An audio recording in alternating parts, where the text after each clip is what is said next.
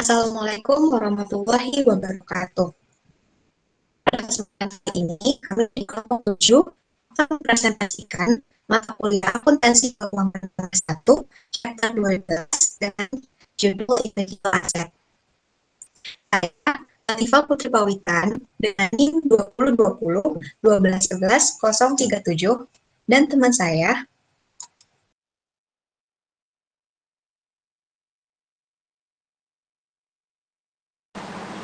Saya Balkis Aisyah Handayani dengan NIM 2020-1211-034 dan teman saya.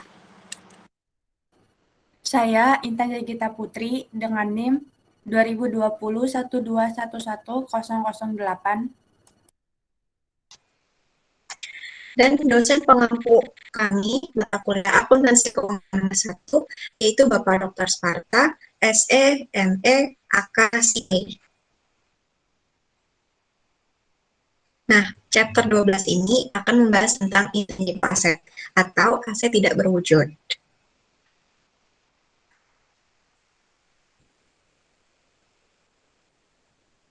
Tujuan pembelajaran pada chapter ini, yang pertama, membahas karakteristik, perubahan, dan amortisasi aset tidak berwujud. Yang kedua, menjelaskan akuntansi untuk berbagai jenis aset tidak berwujud. Yang ketiga, menjelaskan masalah akuntansi untuk mencatat goodwill. Yang keempat, mengidentifikasi prosedur penurunan nilai dan persyaratan penyajian untuk aset tidak berwujud. Yang kelima, menjelaskan akuntansi dan presentasi untuk penelitian dan pengembangan dan biaya serupa.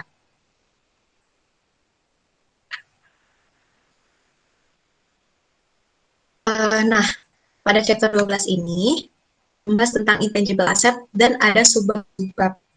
Yang pertama itu ada intangible asset issues. Nah, itu terdiri lagi dari karakteristik, valuation atau penilaian, dan amortisasi. Yang kedua ada jenis intangible. Nah, itu ada marketing related, custom related, artistic related, contract related, dan teknologi related. Yang ketiga ada pembahasan tentang goodwill. Nah, itu pembahasannya untuk pencatatannya, untuk menghapusnya, dan bargain purchase. Yang keempat, ada impairment and presentation of intangibles. Nah, itu membahas tentang limited life intangibles, reversal of loss, indefinite life intangibles, other than goodwill, lalu goodwill, dan penyajiannya. Nah, yang kelima, itu ada research and development cost. Nah, itu tentang identifikasinya, penelitian dan pengembangan itu. Lalu ada akuntansinya, ada biaya serupa dan penyajiannya. Selanjutnya,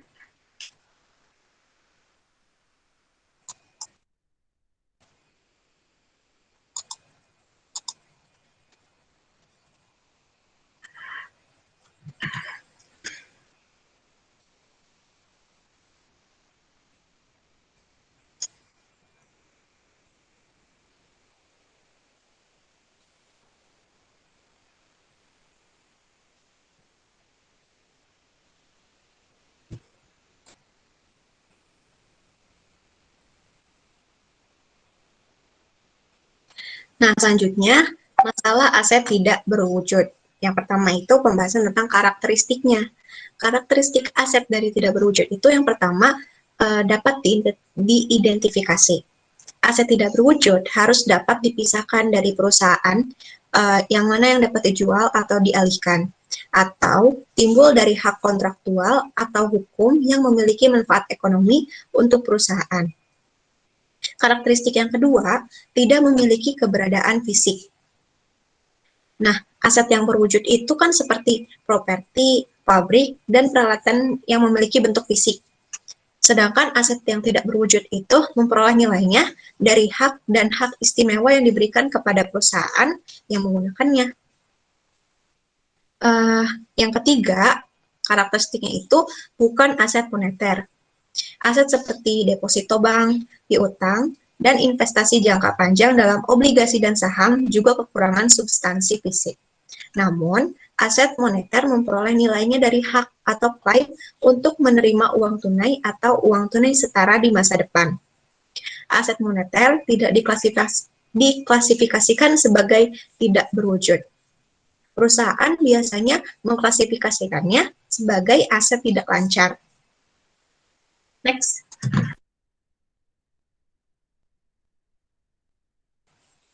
Selanjutnya, valuation atau penilaian.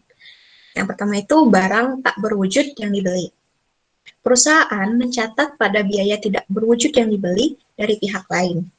Biaya mencakup semua biaya akuisisi ditambah pengeluaran untuk membuat aset tidak berwujud siap untuk digunakan sesuai dengan tujuannya. Biaya tipikal termasuk harga pembelian, biaya hukum, dan biaya tak terduga lainnya. Jika perusahaan memperoleh barang tidak berwujud dengan imbalan saham atau aset lainnya, maka biaya tidak berwujud adalah nilai wajar dari imbalan yang diberikan atau nilai wajar dari barang tidak berwujud yang diterima. Mana yang lebih jelas? Next.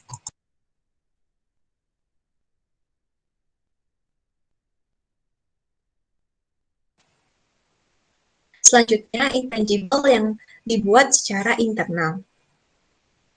Biaya pada berbagai sumber daya tidak berwujud, seperti pengetahuan ilmiah atau teknologi, riset pasar, kekayaan intelektual, dan nama merek.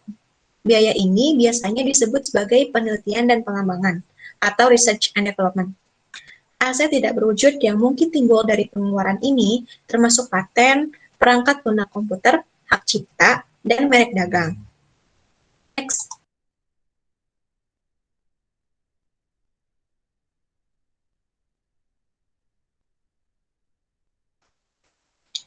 Nah, ini berikut 2 tahap kegiatan pengembangan, penelitian dan pengembangan, bersama dengan perlakuan akuntansi biaya yang terkait selama tahap ini. Nah, pada saat proyek itu dimulai awalnya, kan itu ada fase penelitian. Nah, itu akan mengeluarkan pengeluaran, dan nanti selanjutnya tuh ada fase pengembangan. Nah, nanti tuh jadilah untuk dijual atau digunakan. Nah, selama dari fase penelitian ke fase pengembangan itu, perusahaan mengeluarkan expense atau beban yang nanti itu akan dikapitalisasi dan menghasilkan kelayakan ekonomi untuk perusahaan itu sendiri. Nah, kelayakan ekonomi menunjukkan bahwa proyek tersebut cukup jauh dalam prosesnya, sehingga manfaat ekonomi dari proyek research and development akan mengalir ke perusahaan. Oleh karena itu, biaya pengembangan dikeluarkan sejak saat itu memenuhi kriteria pengakuan dan harus dicatat sebagai aset tidak berwujud. Next. Selanjutnya, amortisasi barang tak berwujud. Alokasi biaya aset tidak berwujud secara sistematis disebut amortisasi. Tak berwujud memiliki masa manfaat terbatas atau masa manfaat tidak terbatas. Jadi ada 2 tuh jenisnya. Nah, misalnya, sebuah perusahaan seperti Disney memiliki 2 jenis aset tidak berwujud. Disney diamortisasi aset tak berwujud dengan masa pakai terbatas. Masa pakai terbatas itu misalnya hak cipta atas filmnya dan lisensi yang terkait dengan produk bermereknya. Nah, itu untuk mengamortisasi aset tak berwujud dengan umur tidak terbatas, misalnya nama dagang Disney atau nama domain internetnya. Next.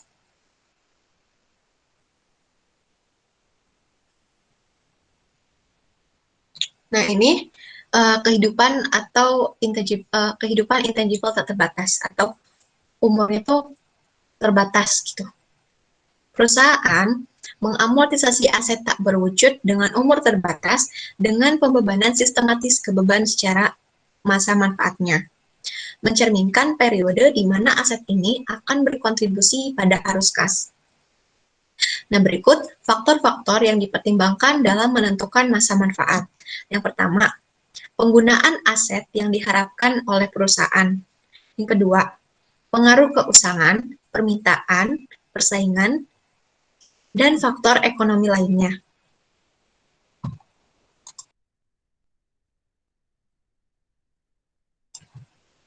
Contohnya termasuk stabilitas industri, kemajuan teknologi yang diketahui, tindakan legislatif yang menghasilkan lingkungan peraturan yang tidak pasti atau berubah, dan perubahan yang diharapkan dalam saluran distribusi.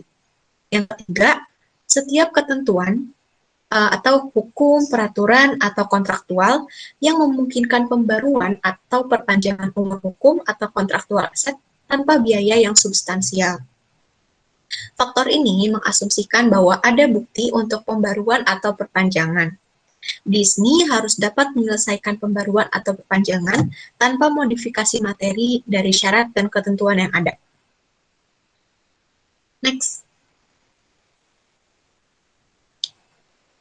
Faktor yang selanjutnya itu yang keempat, tingkat pengeluaran pemeliharaan yang diperlukan untuk memperoleh arus kas masa depan yang diharapkan dari aset. Misalnya, tingkat material dari pemeliharaan yang diperlukan dalam kaitannya dengan pengangkutan jumlah aset yang mungkin menunjukkan masa manfaat yang sangat terbatas. Yang kelima, ketentuan hukum, peraturan, atau kontrak apapun yang dapat membatasi hidup yang berguna. Yang keenam, masa manfaat yang diharapkan dari aset lain atau sekelompok aset yang mungkin terkait dengan masa manfaat aset tidak berwujud, seperti hak sewa atas Kavling Studio. Perusahaan juga harus mengevaluasi aset tak berwujud dengan umur terbatas setiap tahun untuk menentukan apakah terdapat indikasi penurunan nilai. Jika terdapat indikasi penurunan nilai, maka dilakukan pengujian penurunan nilai. Next. Nah, selanjutnya itu kehidupan intangible tak terbatas. Jika tidak ada faktor seperti hukum, peraturan, kontrak, persaingan, atau lainnya yang membatasi masa manfaat aset tidak berwujud, perusahaan menganggap masa manfaatnya tidak terbatas. Kehidupan yang tidak terbatas berarti bahwa tidak ada batasan yang dapat diperkirakan pada periode waktu di mana aset tidak berwujud diharapkan dapat memberikan arus kas. Perusahaan tidak mengamortisasi aset tidak berwujud dengan umur yang tidak terbatas. Next. Nah, sebagai ilustrasi, asumsikan bahwa Double Click Group memperoleh merek dagang yang digunakannya untuk membedakan produk konsumen terkemuka. Ini memperbaharui merek dagang setiap 10 tahun. Semua bukti menunjukkan bahwa produk merek dagang ini akan menghasilkan arus kas untuk jangka waktu yang tidak terbatas. Dalam hal ini, merek dagang memiliki umur yang tidak terbatas. Double Click tidak mencatat amortisasi apapun. Perusahaan juga harus menguji aset tak berwujud dengan umur tidak terbatas untuk penurunan nilai setidaknya setiap tahun. Uji penurunan nilai untuk aset tak berwujud dengan umur tidak terbatas mirip dengan yang untuk barang tak berwujud dengan umur terbatas, yaitu rugi penurunan nilai harus diakui sebesar nilai tercatat aset tidak berwujud dengan umur tidak terbatas lebih besar dari jumlah terpulihkan.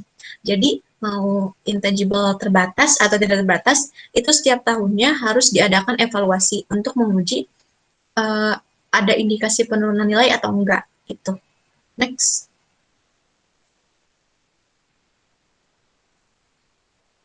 Nah, ini tuh rangkumannya gitu.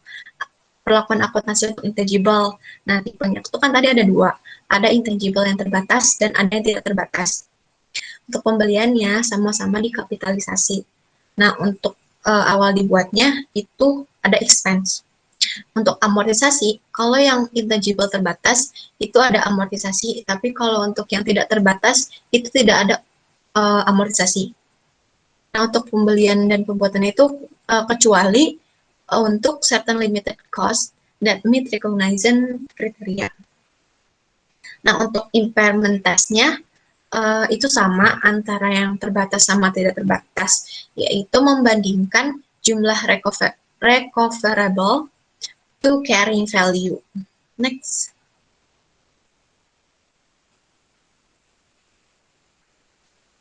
Selanjutnya, jenis-jenis aset tidak berwujud.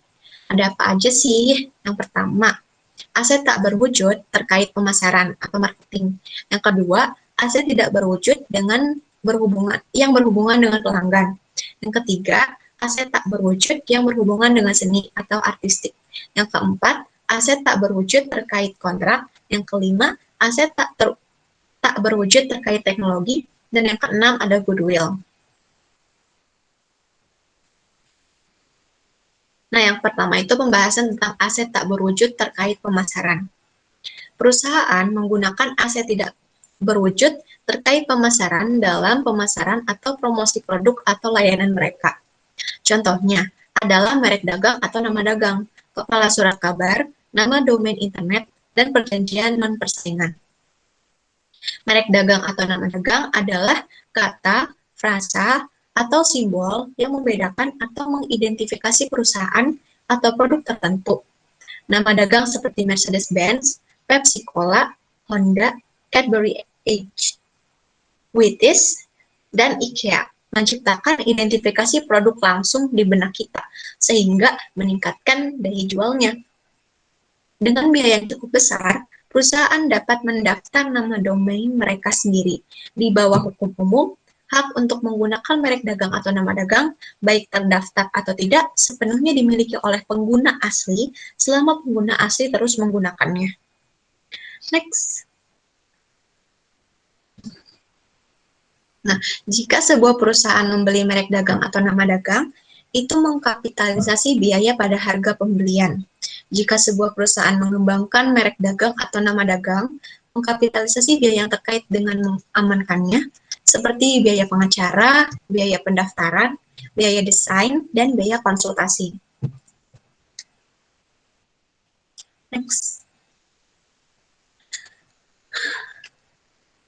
Selanjutnya itu pembahasan tentang aset tak berwujud terkait pelanggan. Aset tidak berwujud yang berhubungan dengan pelanggan dihasilkan dari interaksi dengan pihak luar. Contohnya termasuk daftar pelanggan, pesanan atau jaminan produksi, dan hubungan pelanggan kontrak dan non-kontrak. Sebagai ilustrasi, asumsikan bahwa Green Market memperoleh daftar pelanggan dari surat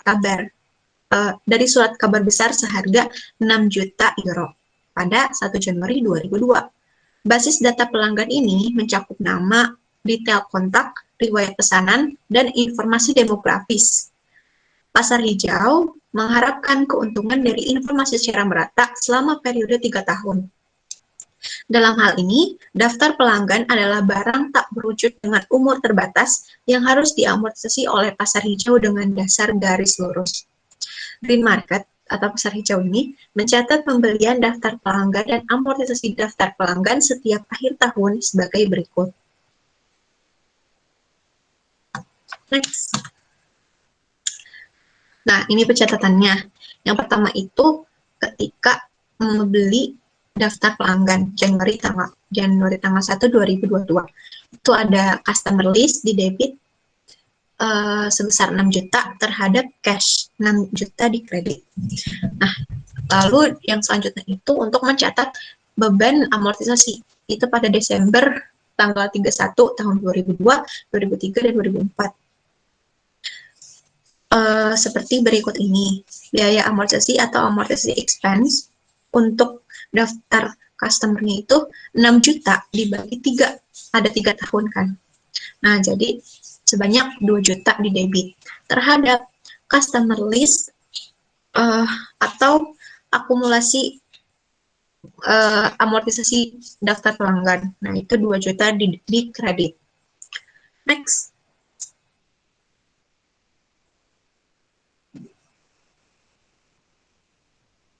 Nih, di contoh sebelumnya itu mengasumsikan tidak ada nilai sisa untuk daftar pelanggan jika Green Market menentukan bahwa mereka dapat menjual daftar tersebut seharga 60.000 euro ke perusahaan lain pada akhir 3 tahun.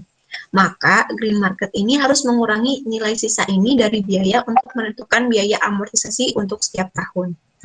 Beban amortisasi akan menjadi 1.980.000 euro per tahun, seperti yang ditunjukkan sebagai berikut. Nah, perhitungannya itu ada biayanya 6 juta dikurangi residual value itu 60.000, maka ada dasar amortisasinya itu dikurangi 5.940.000. Maka beban amortisasi per periodenya itu 1.980.000. Nah, dasar amortisasinya dibagi 2 untuk 3 tahun. Perusahaan harus mengasumsikan nilai residu 0 kecuali umur manfaat aset kurang dari umur ekonomis dan tersedia bukti yang andal mengenai nilai residu. Next.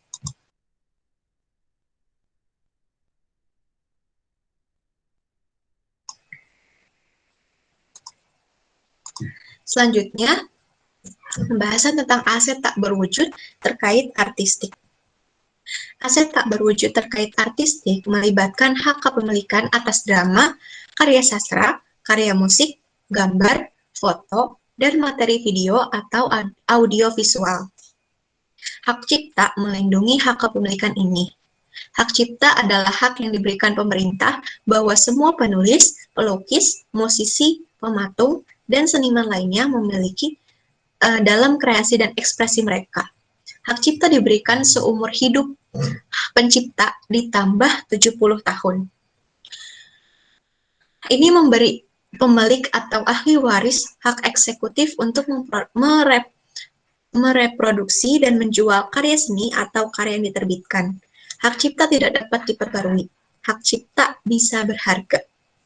Perusahaan mengkapitalisasi biaya untuk memperoleh hak cipta. Mereka mengamortisasi setiap biaya yang dikapitalisasi selama masa manfaat hak cipta jika kurang dari umur hukumnya, atau hidup pencipta ditambah 70 tahun. Misalnya, Sungguh Group berguna harus mengalokasikan biaya hak ciptanya ke tahun-tahun dalam diharapkan untuk menerima manfaat. Perusahaan harus membebankan semua biaya penelitian dan biaya pengembangan yang tidak memenuhi kriteria pengakuan yang mengaruh pada hak cipta saat biaya tersebut dikeluarkan. Selanjutnya, pembahasan tentang aset tak berwujud terkait kontrak. Aset tak berwujud terkait kontrak mewakili nilai hak yang timbul dari pengaturan kontrak. Contohnya adalah waralaba dan perjanjian lisensi, izin konstruksi, hak siar, dan kontrak layanan atau pasokan. Waralaba adalah pengaturan kontrak di mana pemilik waralaba memberikan hak kepada penerima waralaba untuk menjual produk atau layanan tertentu, untuk menggunakan merek dagang atau nama dagang tertentu, atau untuk melakukan fungsi tertentu, biasanya dalam wilayah geografis yang ditentukan. Selanjutnya, pemilik waralaba setelah mengembangkan konsep atau produk yang unik, melindungi konsep atau produknya melalui paten, hak cipta, atau merek dagang atau nama dagang. Penerima waralaba memperoleh hak untuk mengeksploitasi ide atau produk pemilik waralaba dengan menandatangani perjanjian waralaba. Jika jenis lain dari peraturan waralaba yang diberikan oleh pemerintah badan mengizinkan bisnis untuk menggunakan properti publik dalam melakukan jasa. Contohnya adalah penggunaan jalan kota untuk jalur bus atau layanan taksi, penggunaan lahan publik untuk saluran telepon, listrik, atau televisi kabel, dan penggunaan gelombang udara untuk siaran radio atau TV. Hak operasi tersebut disebut sebagai lisensi atau izin.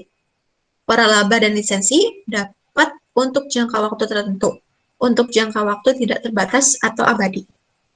Next. Selanjutnya, aset tak berwujud terkait teknologi. Aset tak berwujud terkait teknologi terkait dengan inovasi dan kemajuan teknologi. Contohnya adalah teknologi yang dipatenkan dan rahasia dagang yang diberikan oleh badan pemerintah. Di banyak negara, paten memberikan hak eksklusif kepada pemegangnya untuk menggunakan, memproduksi, dan menjual produk atau proses untuk jangka waktu 20 tahun tanpa gangguan atau pelanggaran oleh pihak lain.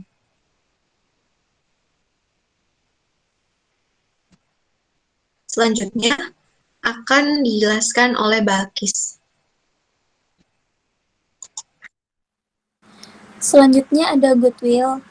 Meskipun perusahaan dapat mengkapitalisasi biaya tertentu yang terjadi dalam mengembangkan aset yang dapat diidentifikasi secara khusus, seperti paten dan hak cipta, jumlah yang dikapitalisasi umumnya tidak signifikan. Tetapi perusahaan mencatat jumlah material dari aset tidak berwujud ketika membeli aset tidak berwujud, terutama dalam situasi yang melibatkan kombinasi bisnis atau pembelian bisnis lain. Sebagai ilustrasi, asumsikan bahwa perusahaan Portofino memutuskan untuk membeli perusahaan Aquinas. Dalam situasi ini, Portofino mengukur aset diperoleh dan liabilitas yang diambil alih pada nilai wajar. Dalam mengukur ini, aset dan kewajiban Portofino harus mengidentifikasi semua aset dan kewajiban Aquinas. Akibatnya, Portofino mungkin mengakui beberapa aset secara konseptual. Goodwill mewakili manfaat ekonomi masa depan, timbul dari aset lain yang diperoleh dalam kombinasi bisnis yang tidak diidentifikasi secara individual dan diakui secara terpisah. Ini sering disebut sebagai aset tidak berwujud yang paling tidak berwujud, karena diidentifikasi hanya dengan bisnis secara keseluruhan. Satu-satunya cara untuk menjual goodwill adalah dengan menjual bisnis. Selanjutnya ada goodwill dibeli. Untuk mencatat goodwill, perusahaan membandingkan nilai wajar aset berwujud bersih dan aset tidak berwujud yang dapat diidentifikasi dengan harga beli atau biaya dari bisnis yang diakuisisi. Perbedaan dianggap goodwill atau niat baik adalah sisa kelebihan dari biaya atas nilai wajar aset bersih teridentifikasi yang diperoleh. Selanjutnya ada goodwill yang diciptakan secara internal. Goodwill yang dihasilkan secara internal tidak boleh dikapitalisasi dalam akun. Alasannya, mengukur komponen goodwill adalah terlalu rumit, dan mengaitkan biaya apapun dengan manfaat masa depan adalah terlalu sulit. Sebagai ilustrasi, Feng Ying memutuskan bahwa diperlukan divisi suku cadang untuk melengkapi distribusi traktor yang ada. Presiden Feng tertarik untuk membeli Traktor Link SA, sebuah perusahaan kecil di Sao Paulo, Brazil. Ilustrasi 12.4 menyajikan laporan posisi keuangan Traktor Link.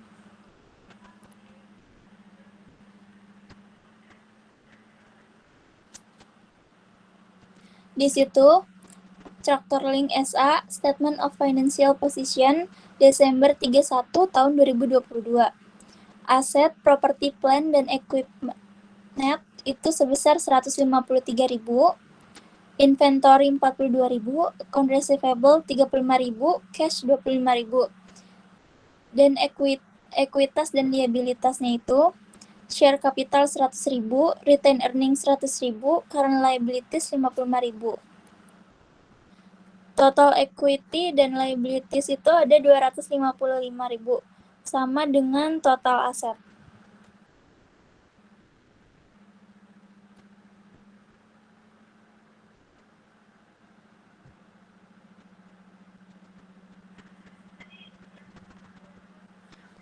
Selanjutnya, prosedur ini untuk penilaian disebut pendekatan penilaian induk.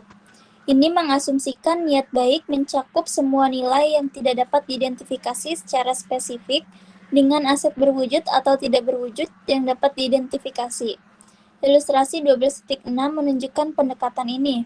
Jadi assign to purchase price itu sebesar 400.000, itu dibagi-bagi untuk property, plant, and equipment net 205.000, paten 18.000, inventory 122.000, account receivable 35.000, cash 25.000, liabilities 55.000.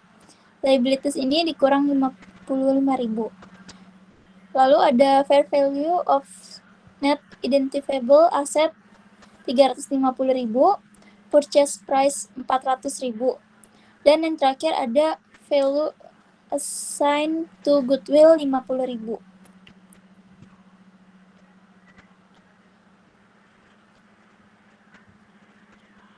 Selanjutnya ada penghapusan goodwill. Meskipun goodwill dapat menurun nilainya dari waktu ke waktu, memprediksi kehidupan sebenarnya dari goodwill dan pola yang tepat dari amortisasi sangat sulit.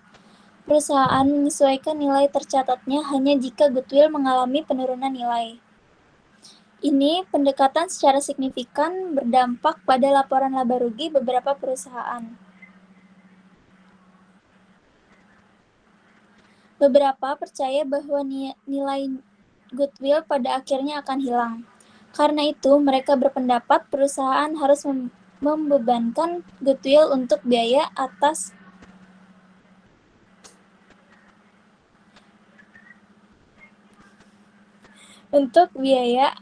periode terpengaruh, untuk lebih mencocokkan biaya dengan pendapatan.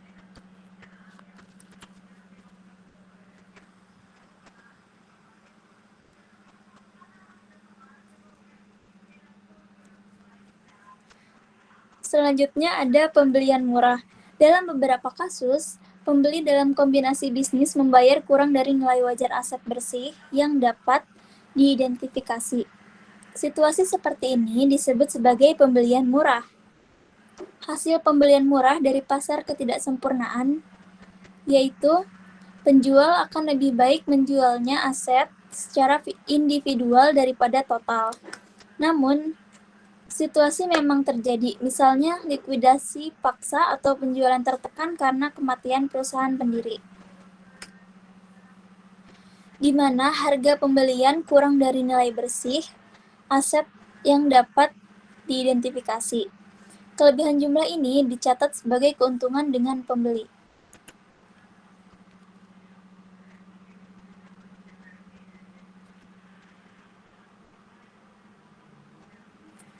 Selanjutnya ada penurunan dan penyajian aset tidak berwujud.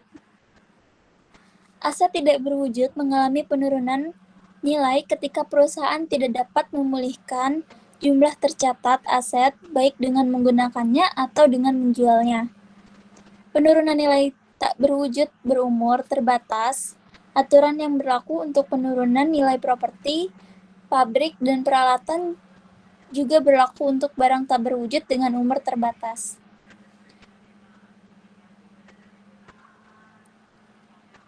Setiap tanggal laporan posisi keuangan, perusahaan harus meninjau kehidupan tak berwujud untuk penurunan nilai. Informasi yang menunjukkan bahwa uji penurunan nilai harus dilakukan mungkin internal, biasanya merugikan perubahan kinerja, atau eksternal, misalnya perubahan yang merugikan dalam lingkungan bisnis atau peraturan atau teknologi atau persaingan perkembangan.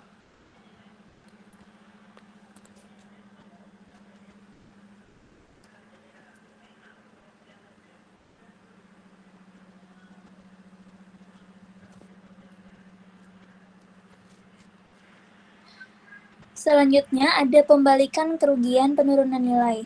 Sebagai ilustrasi, melanjutkan Lerch contoh paten, asumsikan bahwa sisa umur paten adalah 5 tahun dengan nilai sisa 0. Ingat, nilai tercatat paten setelah penurunan nilai adalah 2 juta euro. Dari 5 juta euro dikurang 3 juta euro. Dengan demikian, amortisasi Lerch adalah 400.000.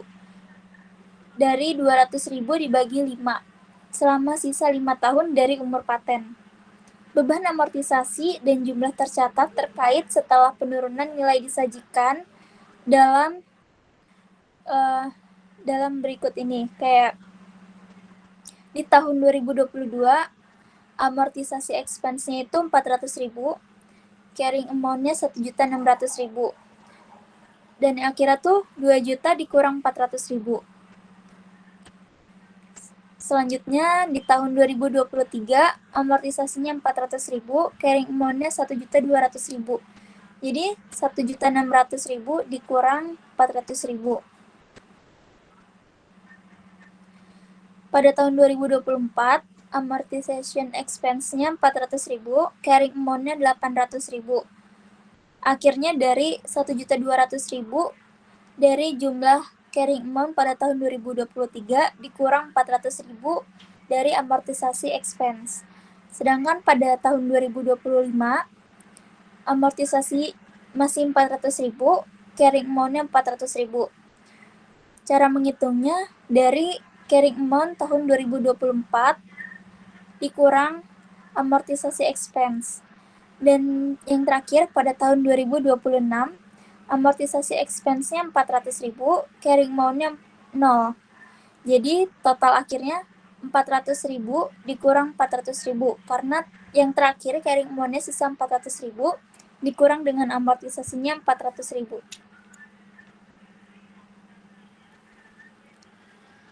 Selanjutnya ada penurunan nilai harta tak berwujud selain goodwill. Uji penurunan nilai untuk aset dengan umur tidak terbatas selain goodwill adalah sama dengan untuk aktiva tak berwujud dengan umur terbatas, yaitu membandingkan jumlah terpulihkan dari aset tidak berwujud dengan nilai tercatat aset. Jika jumlah terpulihkan kurang dari nilai tercatat, perusahaan mengakui penurunan nilai. Selanjutnya ada kerusakan goodwill. Waktu pengujian penurunan nilai untuk goodwill sama dengan bahwa aset untuk tak berwujud lainnya dengan umur tidak terbatas. Artinya, perusahaan harus menguji niat baik setidaknya setiap tahun. Namun, karena niat baik menghasilkan arus kas hanya dalam kombinasi dengan aset lain, uji penurunan nilai dilakukan berdasarkan unit penghasil kas untuk di mana goodwill diberikan. Di bawah IFRS, ketika perusahaan mencatat goodwill dalam kombinasi bisnis, itu harus menetapkan goodwill kepada unit penghasil kas yang diharapkan memberikan manfaat dari sinergi dan manfaat lain yang timbul dari bisnis kombinasi.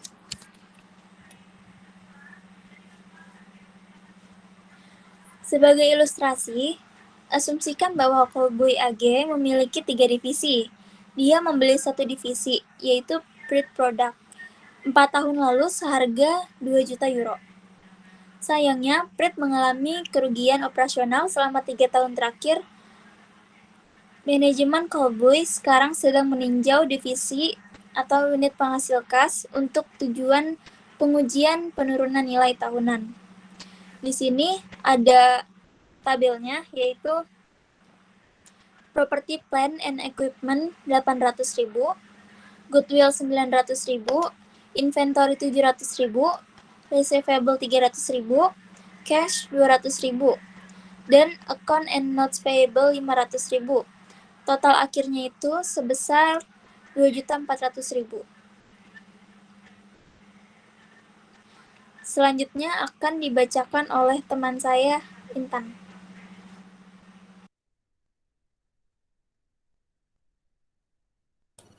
Baik, selanjutnya materi tentang presentasi aset tidak berwujud. Pelaporan aset tidak berwujud mirip dengan pelaporan perumahan, tanaman, dan peralatan. Namun, akun kontra mungkin tidak ditunjukkan untuk aset tidak berwujud. Laporan posisi keuangan. Seperti yang ditunjukkan pada laporan posisi keuangan, perusahaan harus melaporkan sebagai item terpisah semua aset tidak berwujud selain goodwill. Jika goodwill hadir, perusahaan harus melaporkan secara terpisah. IASB menyimpulkan bahwa karena goodwill dan aset tidak berwujud lainnya berbeda, signifikan dari jenis aset lainnya, pengungkapan tersebut menguntungkan pengguna dari laporan posisi keuangan. Next. Selanjutnya, pada laporan laba rugi, perusahaan harus menyajikan amortisasi beban dan kerugian, penurunan nilai, dan pembalikan untuk aset tidak berwujud, selain goodwill, secara terpisah dalam laba bersih, atau biasanya dalam bagian, sebagai item baris terpisah. Catatan atas laporan keuangan harus mencakup informasi tentang aset tidak berwujud yang diperoleh, termasuk beban amortisasi untuk setiap jenis aset. Catatan harus mencakup informasi tentang perubahan nilai tercatat setiap jenis aset tidak berwujud selama periode. Next. Selanjutnya ada biaya penelitian dan pengembangan Biaya penelitian dan pengembangan atau R&D ini tidak dengan sendirinya merupakan aset tidak berwujud. Sering menghasilkan pengembangan paten atau hak cipta seperti ada 6. Itu yang pertama produk baru, yang kedua proses, yang ketiga ide, dan yang keempat rumus, yang kelima komposisi, dan yang keenam karya sastra. Next. Di biaya penelitian dan pengembangan ini, perusahaan menghabiskan banyak uang untuk penelitian dan pengembangan. Seperti contoh ilustrasi 12.13 menunjukkan pengeluaran untuk R&D yang dilakukan oleh perusahaan terpilih dalam 1 tahun terakhir. Di sini ada table yang dimana ada company, sales dalam millions, dan ada R&D bagi sales. Jadi di company ini ada 10 company. Yang pertama itu dari perusahaan Volkswagen. Dia penjualannya itu $291,1. R&D bagi sales jadi 5,26%. Lalu perusahaan Samsung atau Core itu penjualannya $195,9. R&D-nya itu 7,2%. Terus di perusahaan Intel atau USA itu $55,9. R&D-nya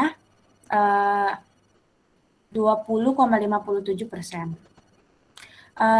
Terus perusahaan Microsoft di USA itu $86,8.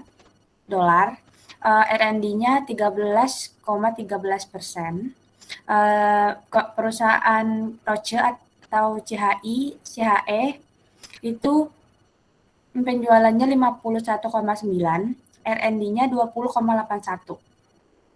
Lalu perusahaan Google itu di USA penjualannya $66,0, R&D-nya 14,85%. Terus perusahaan Amazon di USA penjualannya 89,0, itu R&D-nya 10,45. Perusahaan Toyota di Jepang penjualannya $249, R&D-nya 3,69%. Perusahaan Novartis C penjualannya 52,4%, R&D-nya 17,37%. Dan perusahaan terakhir Johnson & Johnson di USA itu penjualannya $74,3, R&D-nya 11,44%. Next. Di biaya penelitian dan pengembangan ini berbagai macam. Itu yang pertama, biaya penelitian dibebankan pada saat terjadinya. Yang kedua, biaya pengembangan umumnya dibebankan pada saat terjadinya. Namun, begitu proyek bergerak ke tahap pengembangan, biaya pengembangan tertentu itu harus dikapitalisasi. Yang terakhir, kapitalisasi juga dimulai ketika proyek berjalan cukup jauh dalam proses sehingga manfaat ekonomi dari proyek R&D mungkin akan mengalir ke perusahaan. Next. Nah, selanjutnya itu ada mengidentifikasi kegiatan R&D. Aktivitas pencariannya itu ada original and planned investigation undertaken with the prospect of gaining new scientific or technical knowledge and understanding. Contohnya itu laboratory research aimed at discovery of new knowledge, searching for application of new research findings. Lalu ada development activities. Application of research finding or other knowledge to a plan or design for the production of new or substantially improved materials, device, products, process, system, or service before the start of commercial production or use. Contohnya itu conceptual formulation and design of possible products or process alternative, construction of prototypes, and operation of pilot plants. Next. Selanjutnya ada akuntansi untuk aktivitas R&D. Di biaya yang terkait dengan aktivitas R&D ini dan perlakuan akuntansi yang diberikan kepada mereka itu diberikan sebagai berikut. Yang pertama itu ada bahan, peralatan, dan fasilitas. Dibebankan seluruh biaya, kecuali item tersebut memiliki penggunaan alternatif di masa depan. Biasanya dalam proyek lain atau sebaliknya. Jika ada alternatif lain penggunaan di masa depan, simpan item sebagai persediaan dan alokasikan saat dikonsumsi, atau kapitalisasi dan depresiasi saat digunakan. Yang kedua, itu personil. Beban saat terjadi gaji, upah, dan biaya terkait lainnya dari personil yang terlihat dalam R&D. Next. Selanjutnya selanjutnya dari akuntansi untuk aktivitas R&D ini, barang tak berwujud yang dibeli, mengakui dan mengukur pada nilai wajar. Setelah pengakuan awal, perhitungkan sesuai dengan sifatnya, baik sebagai aset tak berwujud dengan umur terbatas atau umur tidak terbatas. Lalu yang selanjutnya, kemudian layanan kontrak. Membebani biaya jasa yang dilakukan oleh pihak lain sehubungan dengan R&D pada saat terjadinya. Yang terakhir, biaya tidak langsung. Sertakan alokasi biaya tidak langsung yang wajar dalam biaya R&D, kecuali untuk biaya umum dan administrasi yang harus terkait secara jelas agar dapat dimasukkan dalam R&D. Next. Lalu selanjutnya ada biaya serupa dengan biaya R&D. Banyak biaya memiliki karakteristik yang mirip dengan biaya penelitian dan pengembangan. Contohnya itu adalah, yang pertama, ada biaya awal untuk operasi baru. Yang kedua, kerugian operasi awal. Yang ketiga, biaya iklan. Next. Penjelasan dari biaya serupa dengan biaya R&D ini, yang pertama kan tadi sebelumnya ada 3. Yang pertama ini biaya awal. Biaya awal ini dikeluarkan untuk aktivitas satu kali untuk memulai operasi baru. Contohnya, termasuk membuka pabrik baru, memperkenalkan produk atau layanan baru, atau menjalankan bisnis di wilayah baru. Biaya awal termasuk biaya organisasi, seperti biaya hukum dan pemerintah yang dikeluarkan untuk mengatur entitas bisnis baru. Next. Yang kedua, dari biaya serupa dengan biaya R&D ini, itu kerugian operasi awal. Jadi kerugian operasi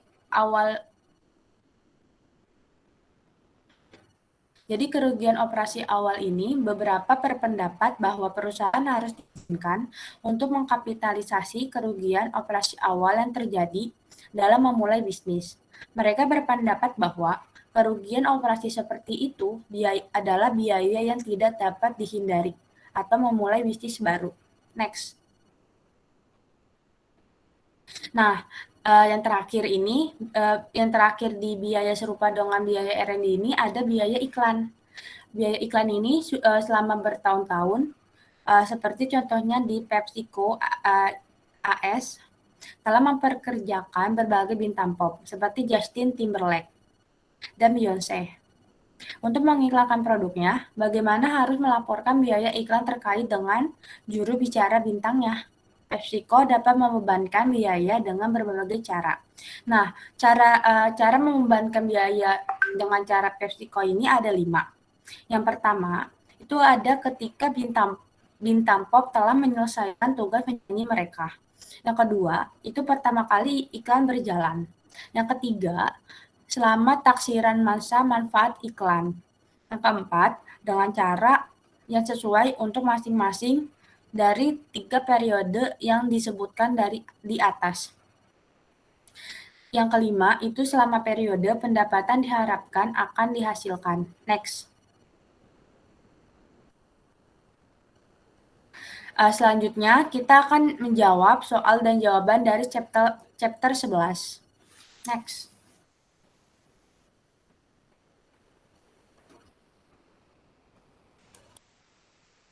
Soal yang pertama itu soal E11.15, LO1 dan 2. Itu tentang penyusutan untuk periode pecahan. Pada tanggal 10 Maret 2024, tidak diragukan lagi perusahaan menjual peralatan yang dibeli seharga $240.000 pada tanggal 20 Agustus 2017. Nah, itu belinya tuh.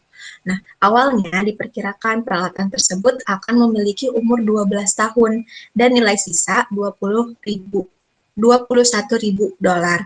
pada akhir itu. Dan penyusutan telah dihitung atas dasar itu. Perusahaan menggunakan metode penyusutan garis lurus. Instruksinya yang A, hitung biaya penyusutan peralatan ini untuk tahun 2017 dan 2024, serta total biaya untuk periode 2018 hingga 2023, inklusif berdasarkan masing-masing dari 6 asumsi berikut berhubungan dengan sebagian periode. Yang pertama itu, bagian A, penyusutan dihitung untuk periode waktu yang tepat selama aset tersebut dimiliki. Gunakan 365 hari untuk pangkalan. Nah, yang kedua, penyusutan itu dihitung selama setahun penuh pada saldo 1 Januari dalam akun aset. Yang ketiga, penyusutan dihitung untuk setahun penuh pada saldo 31 Desember dalam akun aset. Next. Soal yang 4A, itu penyusutan selama 1,5 tahun dibebankan pada aset yang diperoleh atau dilepaskan selama tahun tersebut. Yang kelima, penyusutan dihitung berdasarkan penambahan dari awal bulan setelah perolehan dan pada pelepasan hingga awal bulan setelah pelepasan. Yang keenam, penyusutan dihitung satu periode penuh atas semua aset yang digunakan selama lebih dari 1,5 tahun dan tidak ada penyusutan yang dibebankan pada aset yang digunakan kurang dari 1,5 tahun. Yang B, evaluasi secara singkat metode-metode di atas dengan mempertimbangkannya dari sudut pandang teori akuntansi dasar, serta kesederhanaan penerapannya. Next. Nah, untuk menjawab soal yang A, dengan asumsi nomor 1, nah itu untuk penyusutan untuk periode yang tepat. Tanggal 20 Agustus 2017, itu ada equipment, jumlahnya itu kan 240.000. Masih tanggal yang sama, itu ada nilai sisa 21.000 diperkirakan. Nah, totalnya itu jadi dikurangi jadi 219.000. Sesuai data yang diberikan, kami menggunakan metode garis lurus. Total cost of equipment dikurangi estimate salvage value dibagi tahunnya. Itu diperkirakan kuatnya itu kan 12 tahun. Nah, itu. Nah, jadi 240.000 dibagi 21.000, dikurangi 21.000 dibagi 12, sama dengan 18.250. Nah, 20 Agustus tahun 2017 itu, dia perhitungannya 18.250 dibagi 12 dikali 4 bulan. Ditambah 11 hari dikali 18.250 dibagi 365 hari. Nah, itu sama dengan 6.633,3. Tanggal 9 Maret tahun 2024, perhitungannya 18.250 dibagi 12 dikali 2 bulan. Ditambah 9 hari dikali 250.000 dibagi 365, itu sama dengan 3.491,7. Nah, maka penyusutan itu 20 Agustus 2017 itu senilai 6.633,3. Nah, untuk tahun 2018 sampai 2023 itu sama 18.250. Nah, beda lagi di tanggal 9 Maret 2024. Itu penyusutannya 3.492. Next. Itu jawaban untuk 1A.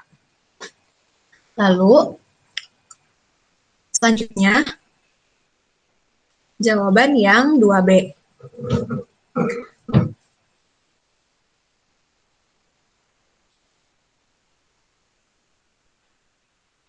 Jawaban yang 2B itu penyusutan selama tahun penuh, saldonya itu tanggal 1 Januari di akun aset. Nah, cara hitungnya, tanggal 1 Januari 2018, jumlahnya itu 212.300,7. Nah, itu dari 219.000 dikurangi 6.633,3. 219.000 itu dari biaya awalnya 240.000 dikurangi nilai sisa 21.000. Nah, jadi 219.000. Untuk perhitungannya sama, jumlah tahun sebelumnya dikurangi penyusutan yang ada. Nah, tanggal 1 Januari 2019 itu jumlahnya 194.116,7. Itu kan dikurangi sama penyusutannya 18.250. Nah, tanggal 1 Januari 2020 jumlahnya itu 175.866,7.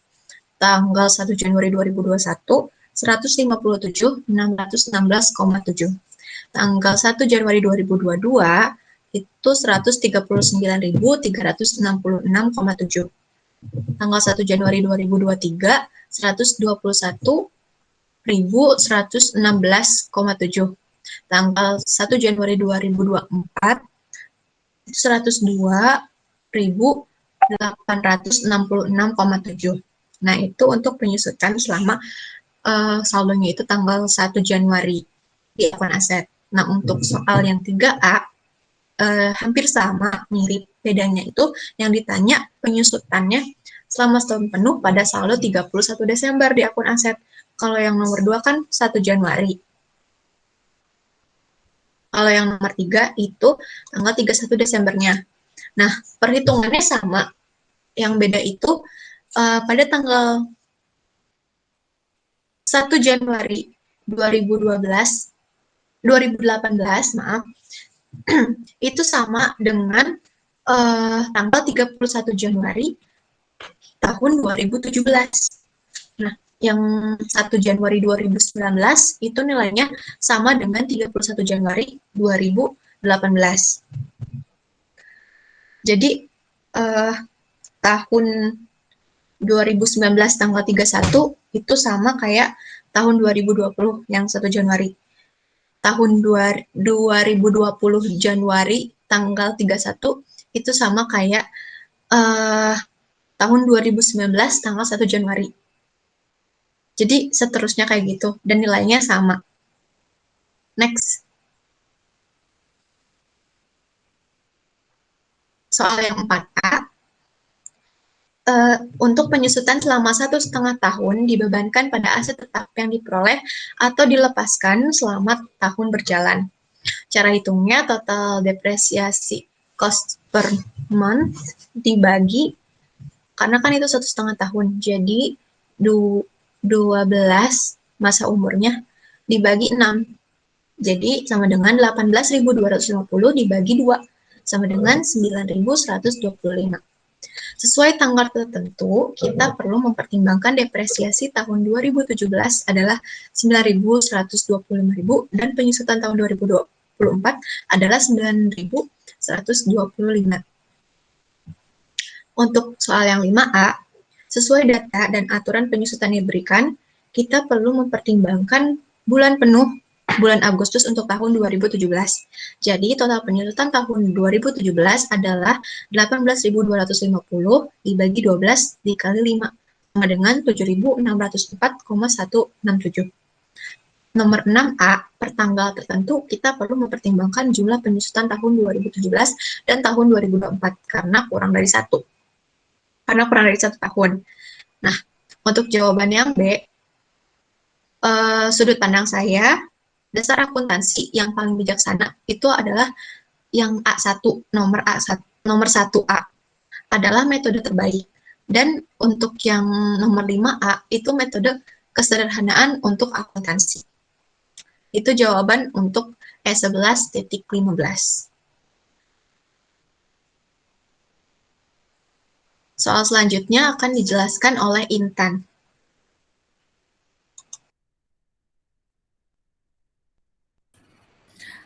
Soal yang selanjutnya itu E11.7 dari LO1 dan 2. Tentang different methods of depreciation. Jadi, Jeter Industry present you with the following information. Jadi, ada informasi dari mesin A, mesin B, dan mesin A, mesin B, mesin C, dan mesin D. Data pembeliannya itu dia dari mesin A tanggal 2 Desember 2021, mesin B tanggal 8/15/20, yang C 7/21/19, yang D 10/12, tapi yang mesin D ini dia dipertanyakan. Lalu ada cost biaya. Jadi biaya mesin A itu $159.000. Mesin B itu ditanyakan. Mesin C itu biayanya $88.000. Mesin D itu $219.000. Nah, itu sampai depreciation 2023.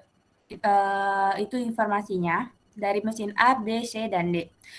Instruksinya, complete the table for the year end December 31, 2023.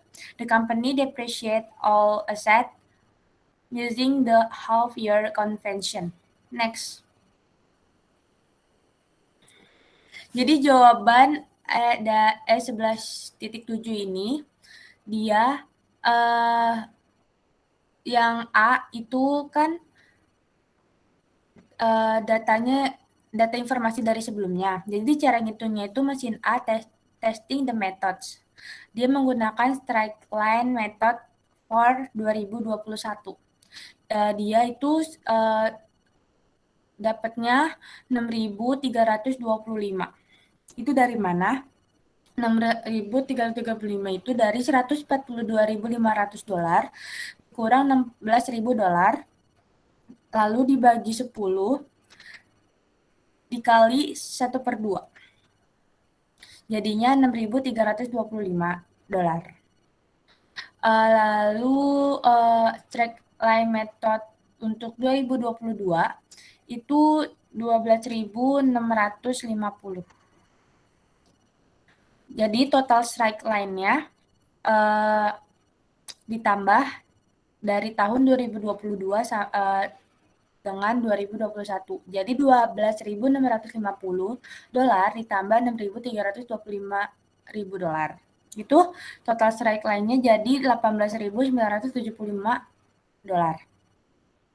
Nah, lalu selanjutnya double declining balance for untuk tahun 2021. Itu 142.500 dikali 0,2 dikali 0,5 itu hasilnya $14.250. Lalu double declining untuk 2022 itu dari $142.500 dikurang 14.250 dikali 0,2. Itu hasilnya $25.650.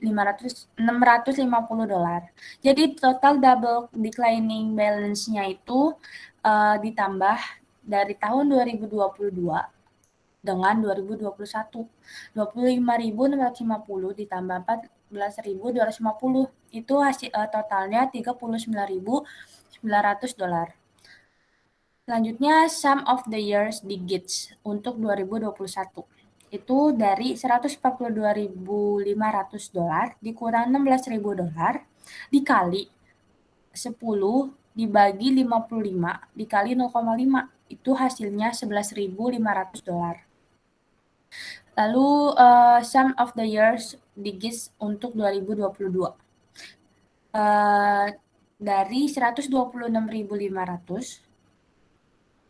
dikali 10 per 55 dikali 1/2 dikali setengah ditambah 126.500 dikali 9 per 55 dikali 0,5. Itu hasilnya $21.850.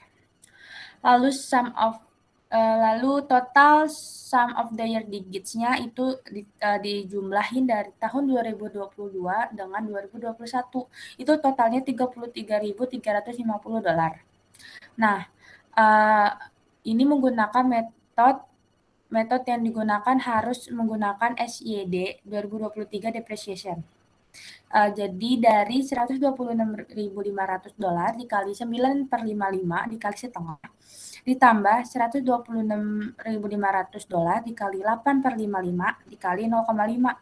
Itu hasilnya $19.550. Next.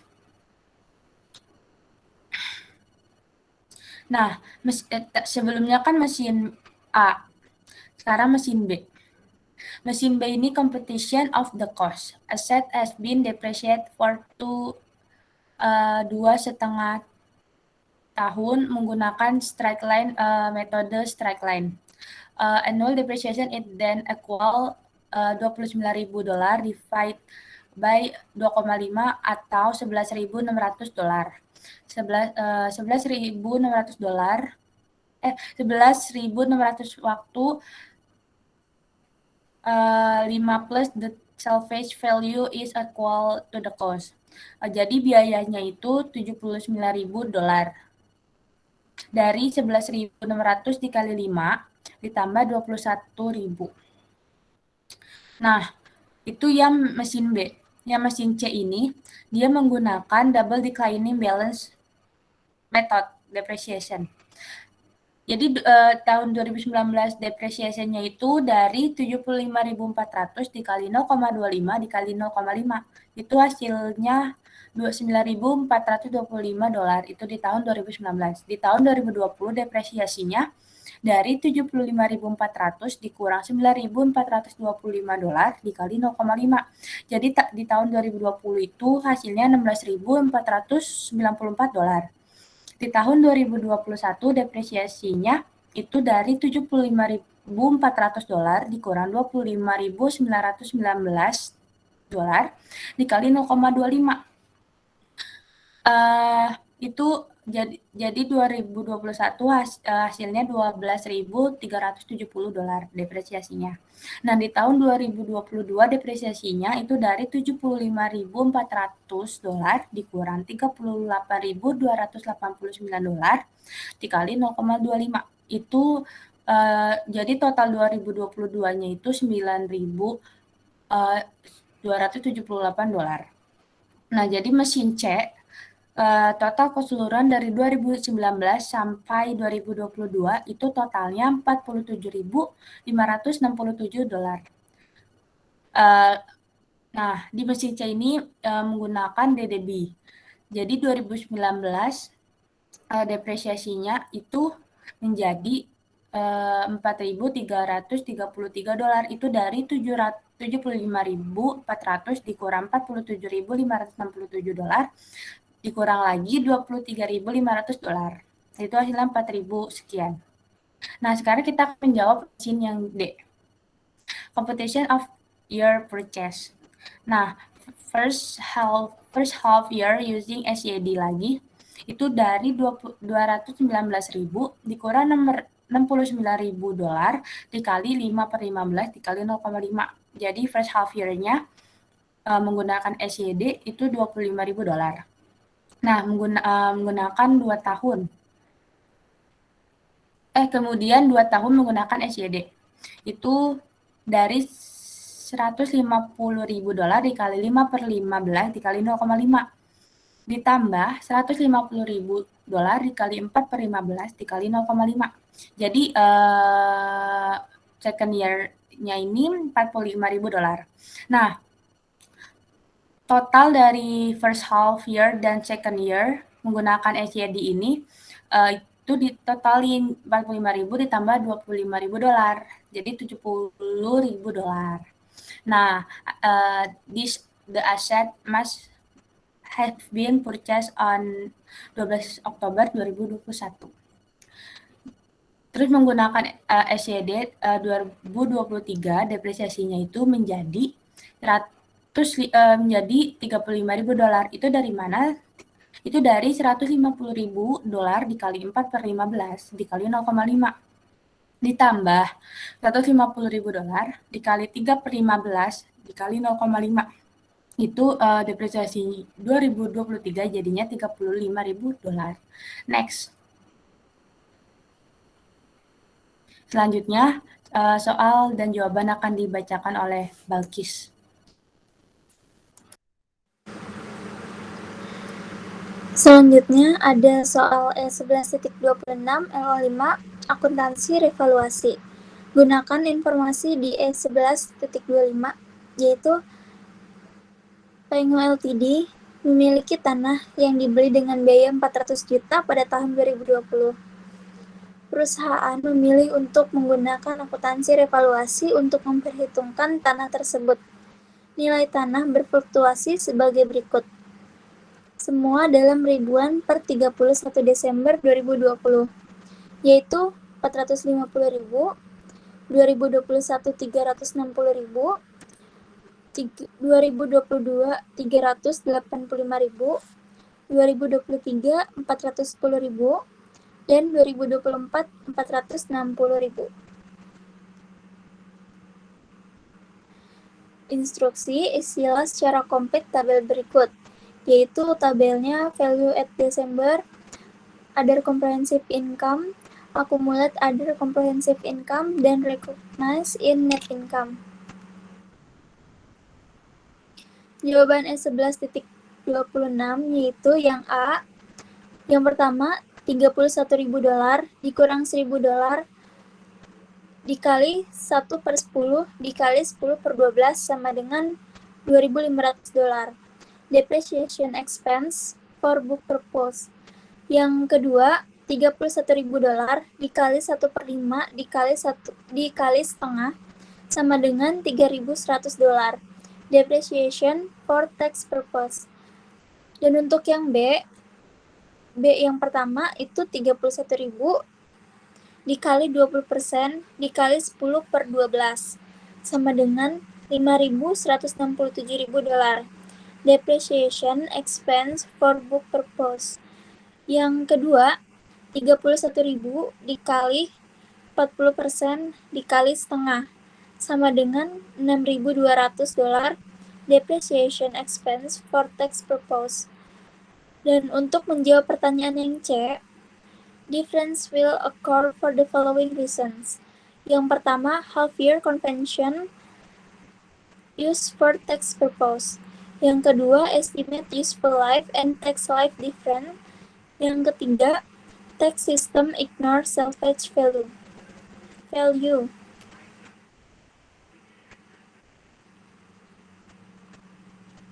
Selanjutnya, untuk soal P11.13 LO5 dan LO57. Soalnya revaluasi. Wang Ltd memiliki tanah biaya HK 200.000 dolar yang menggunakan akuntansi revaluasi. Ini memiliki informasi berikut terkait dengan aset. Satu-satunya aset tanah yang dimiliki Wang. Pada tanggal 1 Januari 2021, fair value sebesar 200.000, Desember 31 tahun 2021, fair value 215.000, Desember 31 2022, fair value-nya 185.000, dan Desember 31 2023, fair value-nya sebesar 205.000. Instruksi. Yang A, siapkan semua entry yang terkait dengan tanah untuk tahun 2021. Yang B, tentukan jumlah yang akan dilaporkan oleh Wang pada tanggal 31 Desember 2022 dan 2023 sebagai tanah penghasilan komprehensif lainnya, rugi penurunan nilai, dan akumulasi lainnya pendapatan komprehensif. Yang C, buatlah ayat jurnal untuk setiap penyesuaian revaluasi pada tanggal 31 Desember 2022 dan 2023. Yang D, siapkan entry untuk penjualan properti oleh Wang pada 15 Januari 2024 untuk HKD 220.000. Jawabannya, yang A, pada tanggal 31 Desember 2021, land sebesar 15.000 di debit, to revaluation reserve itu 15.000 di debit. Yang B, 31 Desember 2021, land-nya 215.000, other comprehensive income-nya 15.000, impairment loss-nya 0, dan accumulate other comprehensive income or revaluation reserve itu 15.000 untuk tanggal 31 Desember 2022, land-nya 185.000, other comprehensive income-nya 0, impairment loss-nya 15.000,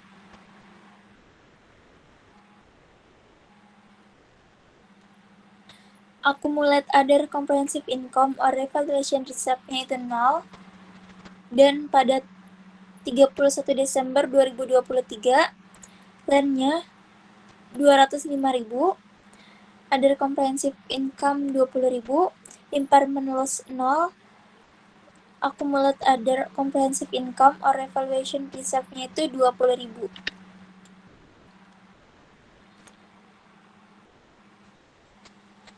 Untuk jawaban yang B,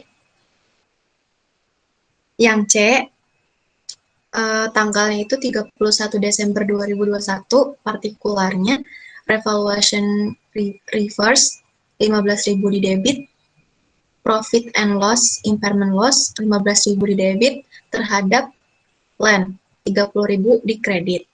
Dan untuk 31 Desember 2021 ada land 20.000 di debit terhadap evaluation reverse 20.000 di kredit. Untuk jawaban yang D, tanggal 15 Januari 2023 itu land 15.000 di debit terhadap to revaluation reverse 15.000 di kredit. Untuk tanggal yang sama 15 Januari 2023 ada cash 220.000 di debit terhadap to land 220.000 di kredit. Dan ada lagi jurnalnya itu revaluation reverse 45.000 di debit terhadap retained earning itu 45.000.